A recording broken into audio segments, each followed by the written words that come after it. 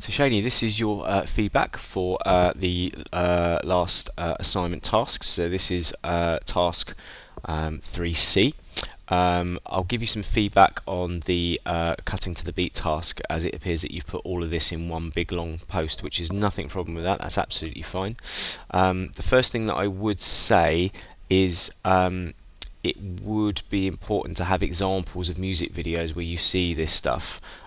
Currently I don't have, I've only got one video embedded. Now that concerns me a little bit, because obviously your examples therefore are going to be quite limited in order for me to give you anything above really a mid to high merit.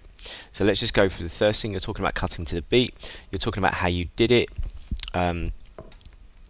Again, you've talked about how you did it, you've talked about how you did it. There isn't really much indication of why we do it. So I'd say at the moment we're really looking at just a pass, because there's no real explanation about what the purpose of this is. Now that's a concern, because obviously in the lesson we did spend the time going through that, writing down notes. So I'll refer you to the lesson for that, which was under October. It was 1.6, as in term 1, week 6, and it was understanding techniques. And if you look at here, you can see things like creates a sense of power, sells the realism of the piece, creates a dynamic visual style. These are all things really that should have come out into your video when we're talking about beat editing, and they're not, I'm afraid. We did look at these examples as well. I was expecting for you to use some of these in your work itself, and of course the key point here is you've done the beat the beat editing task has not been finished, as I can see, unless it's after this post. Yeah, so that's a concern there, is that it's really incomplete currently. I couldn't really award you the merit for that. Again, skimming through, you've given reasons, but you haven't really talked about. You've talked about it being convincing, but again, it's not really talking about. Oh, there you go. So we've got the purpose there. Yeah. So that bit would be a merit, but again, you've got an example there, but it's kind of tenuous. So I'd say you'd probably want like a professional example or a good example to compare it to, because currently there is no comparison. It's just this one thing, which obviously you can't compare just one thing. You need at least two. Moving on to this week's work. So sorry, just to recap, that for part 1 would be your pass grade. For part 2, this is camera angles. You've talked about various types. Again, this is a mistake that I saw in Roopa's work, so I'm a little bit concerned about this, simply because she has made the same mistake, and that's not written anywhere in my class notes. If I go back here, for example, and direct you to where you would find the part of the lesson.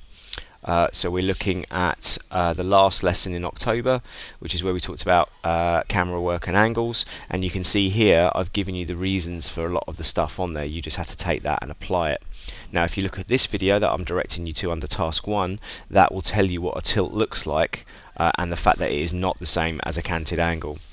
So I'm quite concerned about that, in that I've seen the same mistake earlier on in Roopa's work particularly, which is notable, where she has written down here, this section here, one angle is a tilt, can also be known as canted or Dutch. Angle, camera is at an angle slanted on one side. One angle is a tilt, which can also be known as a canted or Dutch. This is when a tangle is at an angle deliberately slanted to one side. To do this, we'd have to ensure that the camera alone or the tripod is placed tilted to one side.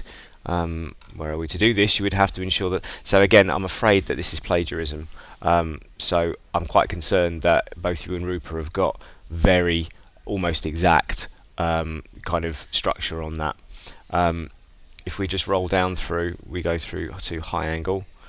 You've written about low angle. So again, I'm quite concerned there that whilst yours is more detailed, we don't have in fact a Dutch or canted angle here to demonstrate. There's a lack of examples and application, so that's a bit concerning. I think at this point you would need to rewrite this. I'll need to see you and Roopa to discuss what's occurring here. So I think we'll do the feedback as a face-to-face issue.